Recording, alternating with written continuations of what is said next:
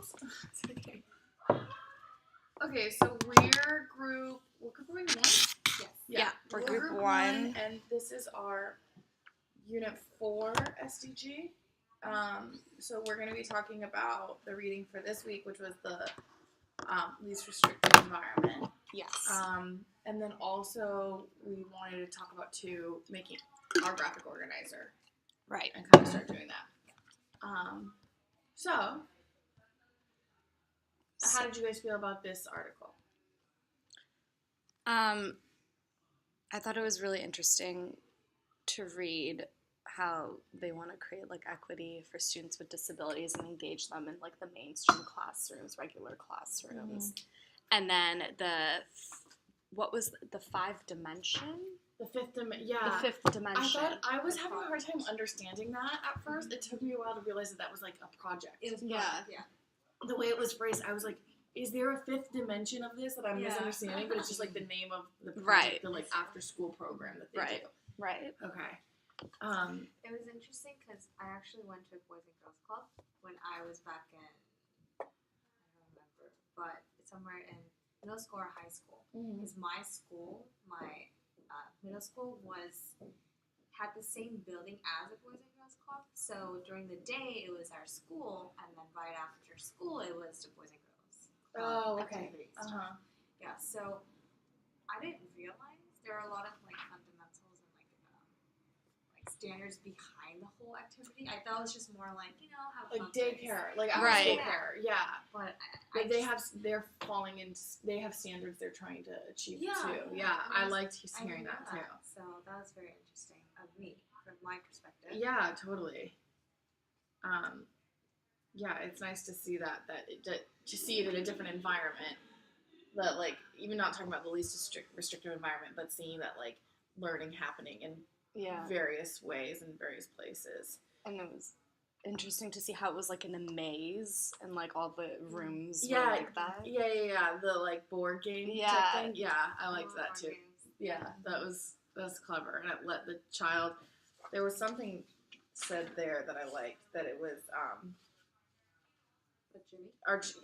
But before Jimmy, that children, when they do that maze game, the children are encouraged to set their own goals, develop strategies, and make decisions independently. So what did you guys think? Have you guys ever heard of the least restrictive environment talking like social culturally? I've only ever heard it. I've never thought of it this way. I've only ever heard it like in my undergrad we would talk about it, but only as like the literal physical environment. Right. Yeah. Not in terms of this case. Like context, social context. So I think that was nice to see. Also to see the breakdown of like the 3 planes. Yeah. Oh, yeah. Like the individual. Yeah. The personal plane, the personal and the interpersonal. And then like the community one. Okay. Mm-hmm. Right? Community or institutional. Okay. Right. And that like they have to be working together, but they don't always. And like I like seeing that how they phrased it as like the background and the foreground of like some are when you're looking at some, the other ones kind of take the back seat, but they're all integrated together. Yeah, and in sociocultural theory, they're all like inseparable. They're together, and it includes like history, language, values, beliefs, especially in like the last plane. I think what was it called? Community. The institutional plane. Right. Yeah. Totally. And so, what are your thoughts on students with disabilities within the classroom arena, like in general? Well, I don't know. Like, I know you are interested in special ed, right? When I was reading this, I was thinking of you. I thought you would like it a lot because that you want to teach special ed, right? Right. Yeah. So when you want to teach special ed, what type of a class do you want to teach? Like, do you want to teach like a mainstream class, or do you want to teach like a special day class? I think it depends on the severity of the disabilities. So I don't think that it's equitable to separate learners just because they learn differently from typically developed learning kids in that way. But if there is a student who has Down syndrome or like Fragile X syndrome, I think they deserve more attention and classes that can help them to maybe transfer to mainstream classrooms. Yeah. So I think too, like, it's so important, like, the way we talk about it and the way it's addressed. Like, when it's so, yeah, and it's so, at least in this, and in, like, actual seeing, like, in special education, like, arena, seeing how child-centered it is and child-focused it is, and, like, how delicately it's handled, thinking, like, of an individual. Right. Rather than, like, in the past, like, when I was growing, I mean, like, when I was in elementary school, I remember all the kids being separated. Yeah. All kids with learning disabilities or Really? differences. In different really, classrooms? separated. They were in the whole class. Yeah. And then we would have, like, inclusion class, and then they'd always be pulled out, though. Even I had a friend, Kevin, who I always remember him in kindergarten. He was, like, my close friend, Kevin. And he had some learning differences. He had some, I don't know what. But he was, like, so, oh, here's Kellen. Perfect. Oh. Sorry. I'm just going to add her in. Can you go? Hi. Hi, okay, sorry, I was just texting in the group. Okay. So, No, just Kevin. It wasn't working. Oh, wait. Okay. Here, I'm calling you. Hold on. Emily's calling you on Skype to put you on the computer. Oh, okay, cool. Let me hang up with you. Okay. you're talking about Kevin. Yeah, sorry. So Kevin, he anyway, he would be removed from the class pretty often, and I didn't ever understand why. None of us understood why. I remember in kindergarten, but he'd be taken out. Kindergarten. Yeah, he'd be taken out of the class, and then sometimes he'd be in class, and sometimes he'd be pulled out. Emily, can you turn your video on so I can see? So it's interesting though, because, like, I like how they related it to with, like, language, because, like, when you think of, like, English language learners, a lot of times they're like, you talk about, like, sheltered instruction, or if they're pulled out or Yeah, pushed 'cause- in. Yeah, but, like, it kind of reminds me of the same thing, that, like, you shouldn't. I get can't see you or hear you guys. You can't hear us. No, and I can't see you guys either. Can you hear us now? Can you hear us? No. Can you see me? You're saying no, like, you can hear us. What? She's responding. Okay, hold on. We're turning it up. Look. Yeah. It's working though. I can't see you guys either. Can you hear us though? I can hear you, kind of, but if you could just put me closer. Maybe, We're right next to you. Oh, shit. maybe just like Just tell us. Emily, put her in front of you and you talk into her, and then Kellen's here. Yeah. We see that you're here. Like, we can see you. Okay. So if you can't see us, I think it's okay. I don't really know how to fix it. As long as you can kind of hear, just generally. Yeah, that now I can hear. Okay. Okay. Cool. So I'll just kind of try to keep my face near you So- when we're talking. So it's like English language learners are often mistaken for having a learning disability because of their language barrier. And I was going to ask you a question. Do you think it's fair that teachers pull kids out? How do you think the kids feel? Like, what are your thoughts on the pull-out system? And What do you guys think? Because I was saying it's so delicate, because it seems like it should be an individual. Every individual child has different needs. But I do see that, like, when a child is pulled out, like, they're missing social time. They're missing, like, community experiences of being in the classroom. right. And even the article discusses about the act, the Disabilities Education Act, and how it needs to provide equity for children and meet the children's needs. And providing equity, I think, is not separating and marginalizing the group. Right. Yeah. And it's also lost my train of thought. I think there are pros and cons to both sides, Okay. because if you separate them, I understand why they're trying to separate them, because they want to give more focus and attention to those kids. Right. I feel like that's the main goal for separating those children. But if you do not separate them, it's like the pro is that they learn how to be social and be in a mainstream classroom, but at the same time, it's hard to give them more attention that they actually need Mm-hmm. in those type of classrooms. Right. She Okay. just said she's gonna FaceTime me. I work with a child who is deaf in both ears and has a cochlear implant in one and nothing in the other. Mm-hmm. And he's not separated in his classroom because of There we go. There we Now I go. can hear you guys. because of his Hannah's talking about a child that she works with who's deaf in both ears and has a cochlear implant. and how he what was I saying? So he's not separated from the classroom because of his hearing impairment, but he comes to therapy after school.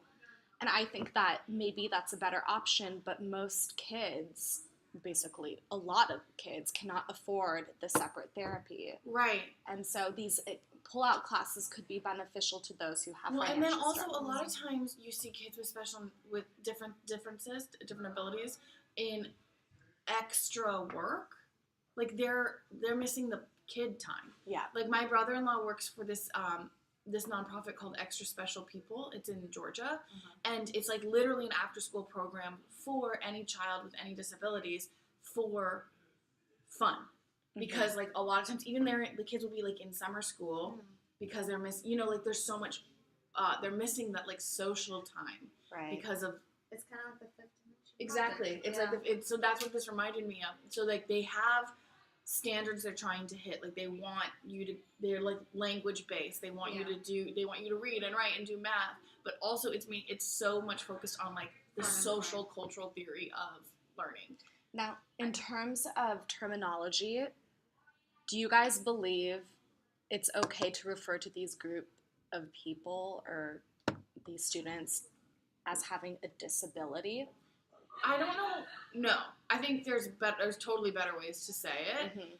It's also, I think, important to know what each child, like who they are, so that you can say like child-centered, like this is a child with Down syndrome, Right. rather than like a Down syndrome kid or something, or Yeah. Down, or like even I just think she's trying to say something about these.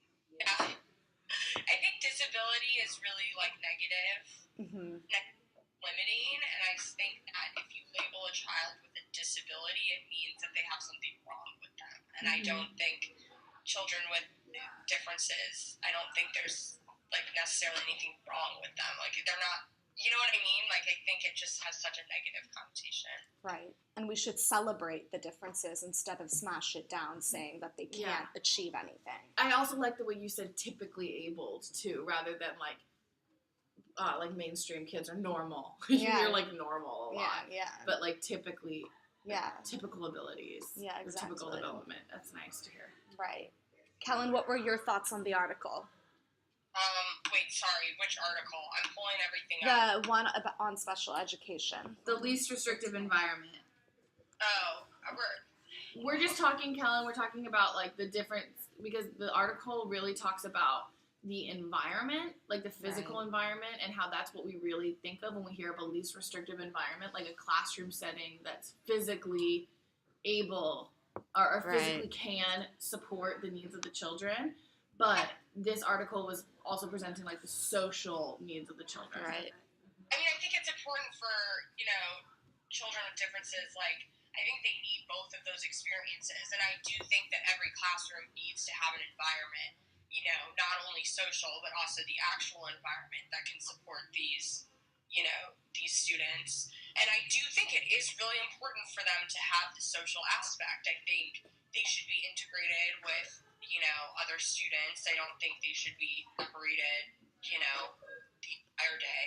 I do think pull-out classes are effective, but I don't think it should be like, oh, you're in this class and then everyone else is in, a different class. Like, I think there's a huge part of socialization on both ends with, students with differences and then students that may not have the same differences. I think there's a lot of learning on both sides. You know what I mean? Yeah, Right. because it's beneficial to typically abled kids to be in an environment with students with differences, because like then they learn all these skills that they wouldn't have probably been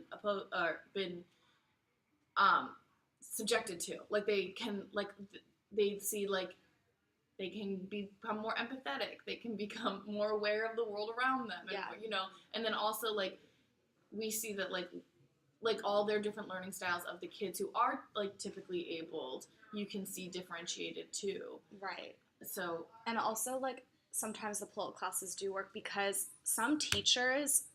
there are teachers out there who are not made to handle children who learn in a different style because it could be exhausting. It can take a different amount of energy. And some teachers, do you think that, like, it's fair for them to just throw it over the heads and not pay attention to those kids in the regular classrooms? Like, what are your thoughts on the teachers in this I feel like role? teachers play the most important role in um, in just anything in the classroom and teaching and learning and taking care of children who have disabilities.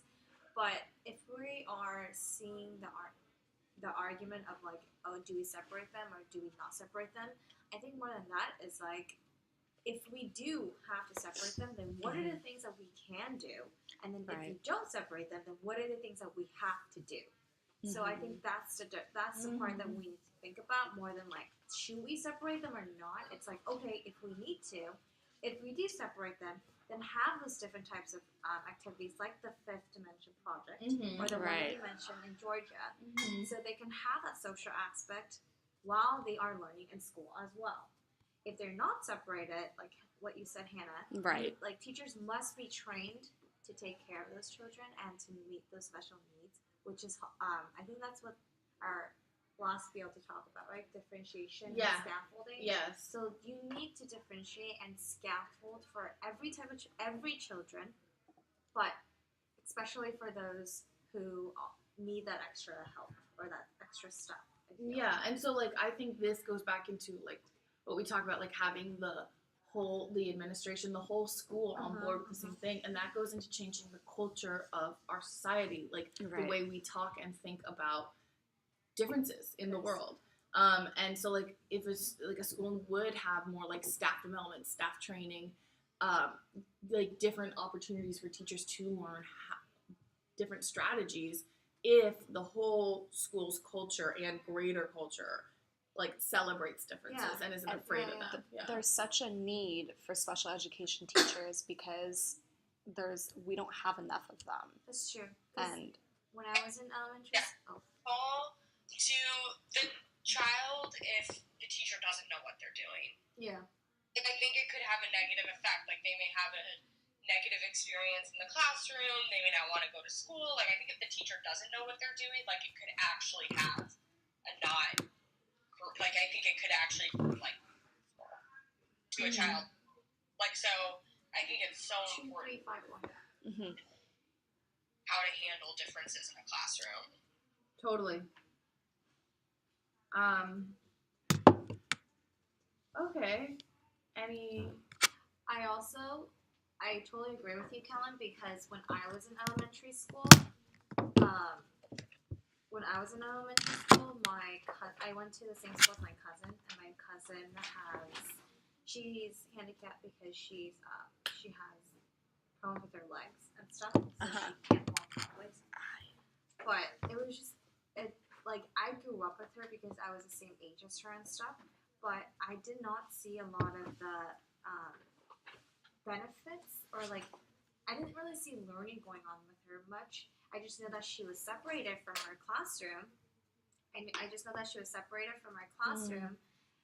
and then she would go off into a class and then come back, and I'd be like, oh, so what did you learn today? You know, like, just like talking to her, she was like, oh, we just like did something, and it's like totally off from what I you were did. doing. Yeah, and I was like, you should never dumb down curriculum or standard because you think that they can't do it. It's just like with Jimmy. Agree. Yeah, Totally. And like with Jimmy. Jimmy. Yeah. I was just going to mention Jimmy. Yeah, because they're saying like the teachers and people or the university partners or whatever are noticing that he has problems reading, and they label him as at risk, which that label in and of itself is problematic, but they label him as like at risk because of his problems with reading and problems in school.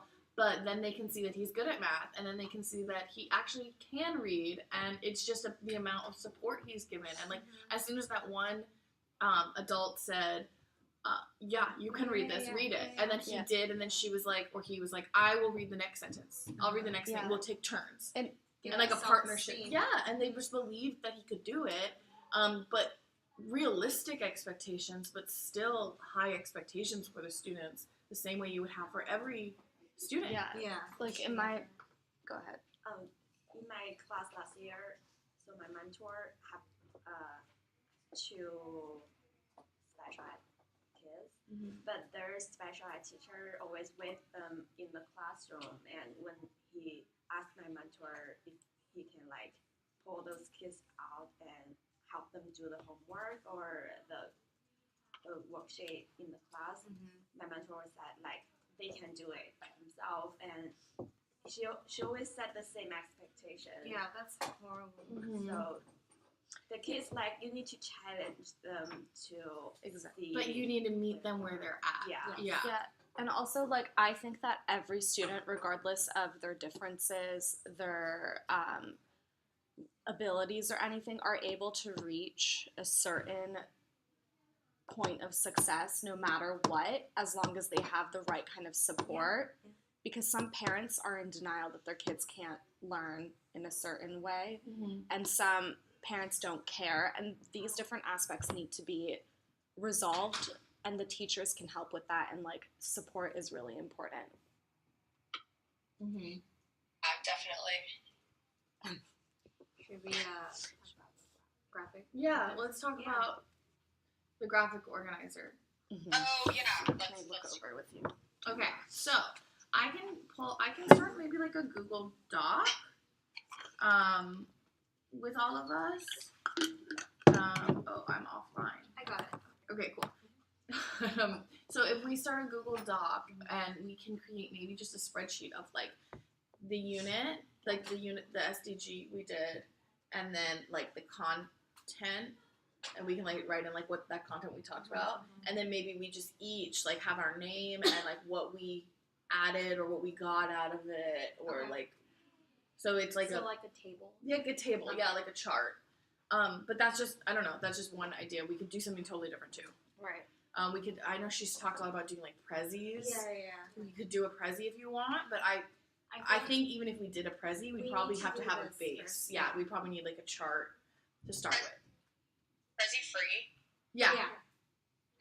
So, so maybe that's what we could do first. Like, we could create that, and then each of us individually, like, maybe we have, like, unit 1, and then we can write, like, I can even go in and add, like, the, what we talked about in each, like, the reading lists, basically, or, like, and then we can have each person's name. So we could say, like, Emily, like, a table, this is Emily, and then you, everything, and you insert, like, what you got out of it, what you talked about, what you saw, whatever like that. Because since we had to write the summaries for each SDG, we can look at those. Just put those in as the one that, like the content of what we talked about. Yes. And then we can each comment in our own. I'll make a separate box for each person, so you can just comment like columns wise. Yeah, I think that.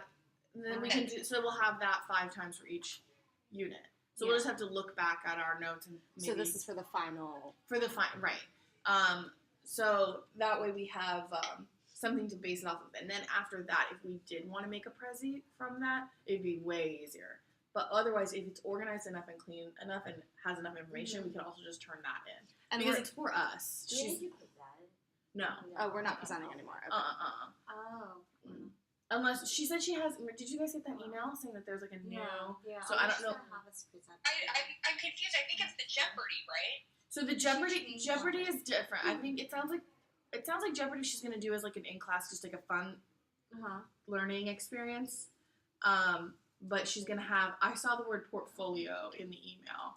We'll let you know, Kellen. I'll text you we'll what take she a says. look, a deeper look at this. For today. But I think the same thing of I don't think, unless she changes it now, but as of right now, what is due at the end of the semester from our group is going to be a graphic organizer of like what we've done throughout the semester. Mm-hmm. I So feel like we need to be very detailed though, because Yeah. that's the only thing that she's getting from us. yes, right. So- So that's why I say we should separate it by we can have each person adding stuff in, Okay. so we can see, just so that she sees that everyone's contributing this, you know, Right. whatever. And it's also just like your takeaways. Right. So I don't think it's too big of a thing, but you I can, think it's fine. yeah. And then I think it actually would be a helpful like refresher of each of the readings and the. Right. Yeah, I think so too. So then after we have that, we can then maybe the next unit we come to meet for, to do our SDG recording, or if we want to meet another time, then we can look at that all together and try to figure out if we think that's a good thing to turn in, or if we need to do something else, like we wanted to make a prezi or something. Yeah. But again, it's not a presentation, so it doesn't need to be. In a way, it's just she kept reiterating that it's for us, like, but she's gonna want to look at it. So Right. I know. Okay. We'll do that right now. cool.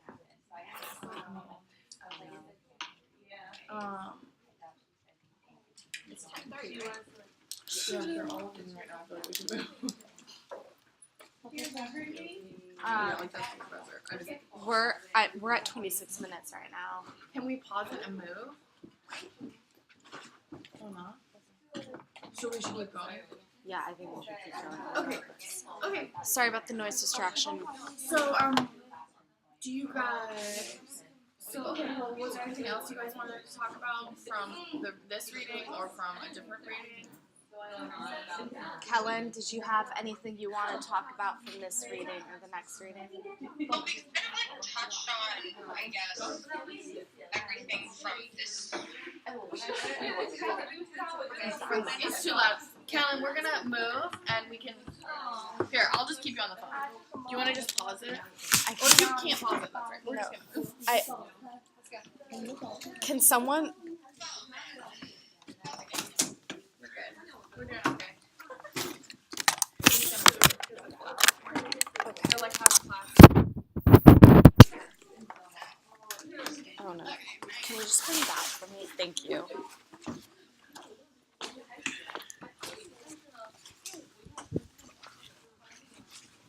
Thank you so much. Perfect. I'm going in here. Where's my phone? Here. You got it? Oh, thank you. Okay.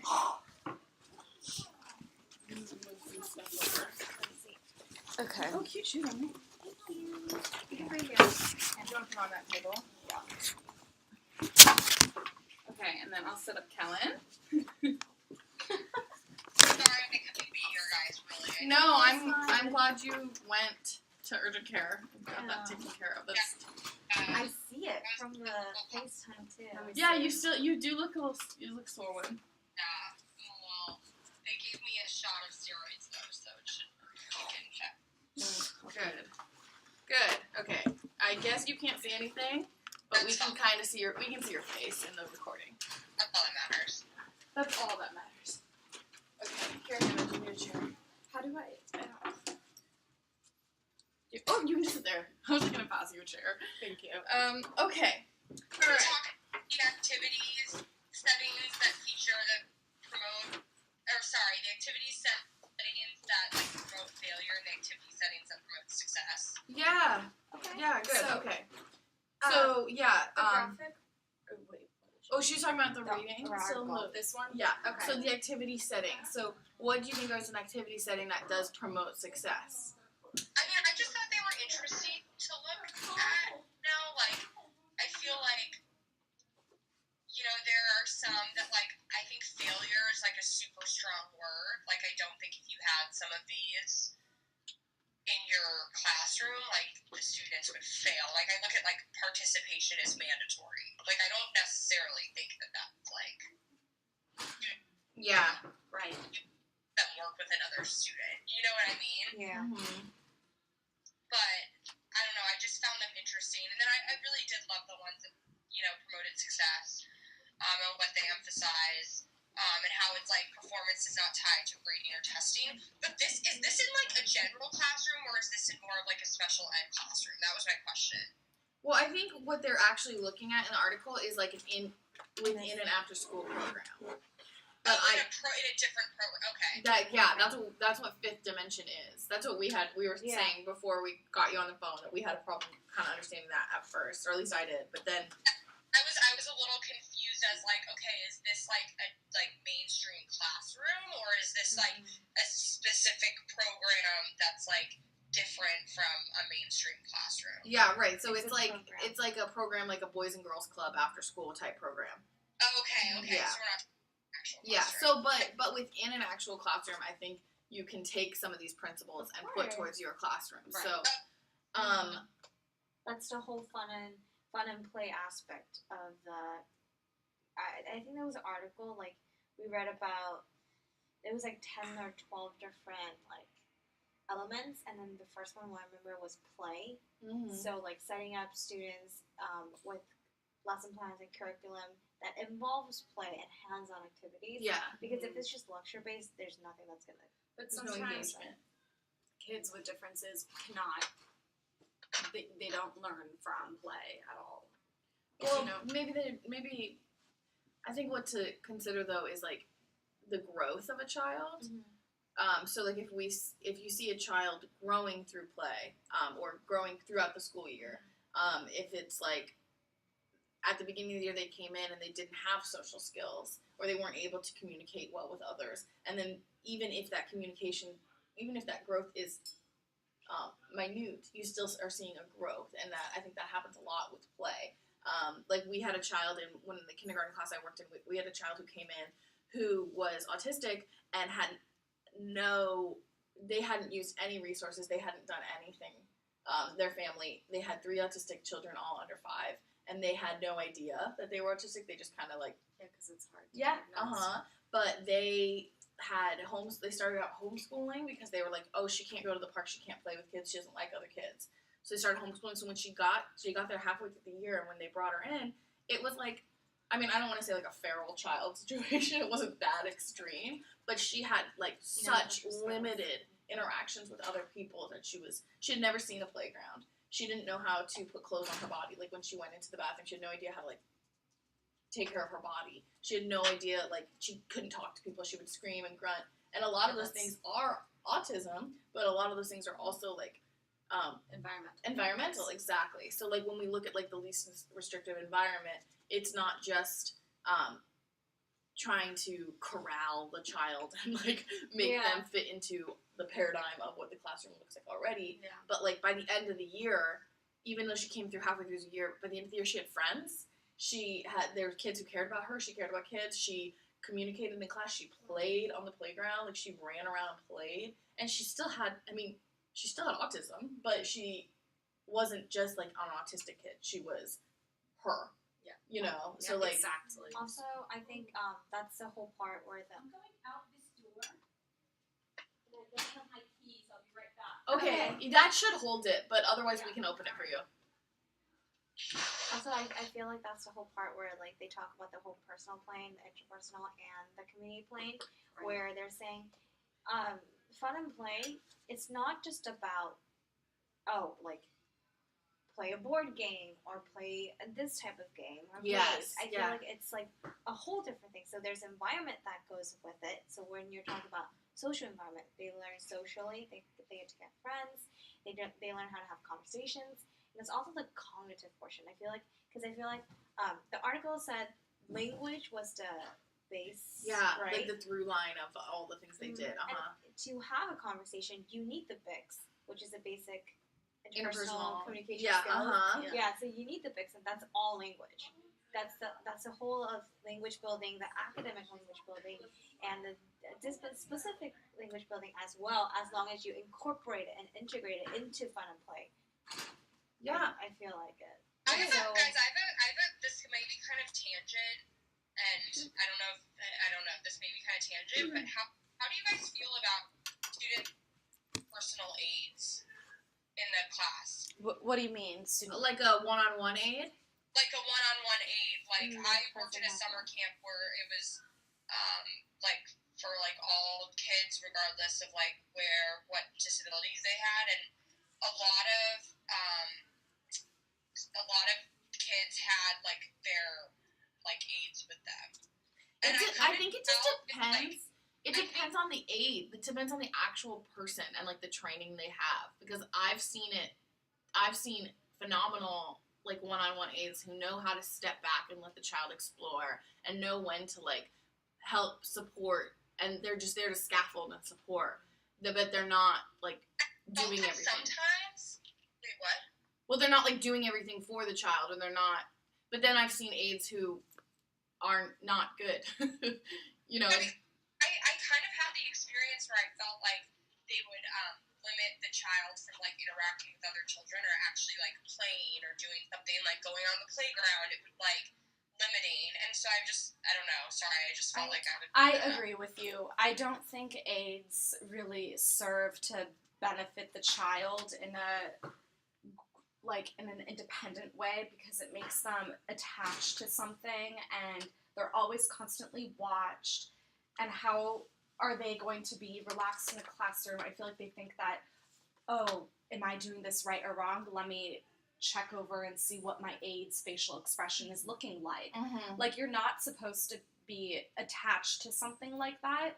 I do agree. I do think that it sometimes helps, but I think it more impedes on the social confidence aspect than it does on the academic. I think though that it's just the same thing we talked about with like teachers are built or not built, or they don't have the training or don't have the understanding Right. of working with children with different abilities. It's the same thing with aides. Like in my school district, there was an aide that we had that I've seen work who is phenomenal, and she literally is like she's a friend to the child and a friend to all the other all the other children and child. She doesn't limit him specifically. She doesn't limit him. She doesn't stop him from doing things. She checks with him. She helps him like express how he's feeling. Like she narrates things for him, but she doesn't stop him. She's there also to support the teacher. So like there are times that a child with a different disability or a different ability, like if it is autism, that they are having like a sensory reaction and they need like help depending on who they are. But like, so she would be there to like go get the weighted vest for him and like help him like go on a walk for a second so he could like calm and like, like, so, but the teacher alone can't do that, because if you have a class of 30 kids, like you need support. But it's a double-edged sword, because on the other side you see that there are people who are just there for the job. There are districts who are just hiring because they need a body, like legally, they need someone in the classroom with them, and they're just like there. Especially kids, go ahead. No, I was just gonna say, because my cousin, she actually had an aide all throughout elementary school, and I feel like she respected and was glad that she had the aide, because she helped her in many ways. But the thing is that she didn't like is how the culture of the school and the culture of our community at that time was very like we were not supposed to talk about those kind of things. It was very shushed upon. And it's kind of shameful, I guess, in a sense. Mm-hmm. And like there was that whole myth of like, if you have a learning disability, or if you have a disability, then you have a learning disability. And so she would feel like she was very like a outcast Because she had like Because she had an aide. she had a physical disability. Yeah. because she had an aide. Right. And so she would tell her aide like not to come near her, even though she liked her. It was more like a confidence and self-esteem. Well, at the school I aspect. worked at too, they So. only let you have the same aide for 1 year. Oh, really? That's interesting. So they were focused. They didn't want that, what you said, Hannah, like a Oh, okay. dependency. Yeah. So you would see like great pairings, but then at the next year that you get someone completely new. How about kids with behavior problems? I think an aide is actually very useful. Yeah. I think in kids all who are aspects, emotional. aides are, not even for children with disabilities, just For the classroom. any child that has their own like teacher or aide is always beneficial. Yeah, I think I'm partial because I was an aide for 3 years, so like I feel like that, like I I was there as like a supportive friend of the kids. Yeah. I was I was respected as a teacher, but I also they could talk to me differently. I think a lot of it had to do with also that they called me by my first name. Like I was Miss Samantha. Got it. But I came from preschool, so when I came in, they were like, "What's your name?" And I was like, "Miss Samantha." But I like all that the they're other calling kids, first names. yeah, but all the other teachers were, the last name, which is just a normal, regular sign of respect. But I think it helped the kids that, like, I was silly with them. I was their friend. I took them to recess. I took them to all the, like, pull-out subjects, like art, music, all those Yeah. things. And so they had, like, the bond with me. Like, they would Yeah. come to me with a problem. So I think, like, that type of, to have that person in a classroom. Relationship and Yeah, stuff. right. Right. So, It really helps. yeah, totally. It helps the teacher be able to actually Of course, get to the things she to needs. manage and monitor. And it doesn't take away from her relationships with the kids either. It's just built upon. Yeah. Now, We only have. We have 3 any minutes. closing thoughts? How about the advanced organizer? Oh, I'm working Am on I- it right now, so I'll share it with you guys. I just The need your article? emails. Oh, the advanced Oh. organizer, not the graph. Oh, we're talking about the Oh, graphic sorry. organizer. Yeah. You're saying advanced organizer. Yeah, the article. Or am I not? Wait, which one are you talking about? Graphic From organizer? 670. I'm confusing things. Okay. I Okay. I Okay. think she's talking about the graphic organizer. Yeah. Okay, so I made the table. I just need your emails. Okay. Mine is just my last name, Bowdrin, at USC. Can you actually text it to me? Yes, And then yes. I'll just add everyone. Yeah, That'd be- we that can would all be just faster. text. Callan, did you get that? Yeah, should I just text Just Emily? the thread. Oh yeah. The group chat. And Oh, then the I'll group chat. just add everyone. And then we can just kind of work on it as we can. Maybe we can hope to have this and the previous ones done, filled out by the time we do our next SDG. Does that work, or is that too much? Right. No, I feel like that's fine. Because we won't do our next SDG for like at least we'll be into It's gonna be a while. right. So our last meeting will be the end of the semester, and then we can I think that'll be good. That's fine. Okay. So before our next SDG meeting, let's all and have when do I upload this? As soon as SDG possible. yeah, you can upload it now. Just but you- make sure to do the write up and then upload as well. Yeah. So Is put it it due today? no. It's due like next. I think it's due next week. I'll do it next tomorrow. week. Yeah. Just You don't do have to, it don't Friday. rush it, Yeah. but do the write up between now and Thursday, and then if you post it because you post it on your computer, you might need to Yeah, I'm Upload gonna it have to to YouTube. export this. yeah. Okay. Thank you so much. And then also, you guys, just like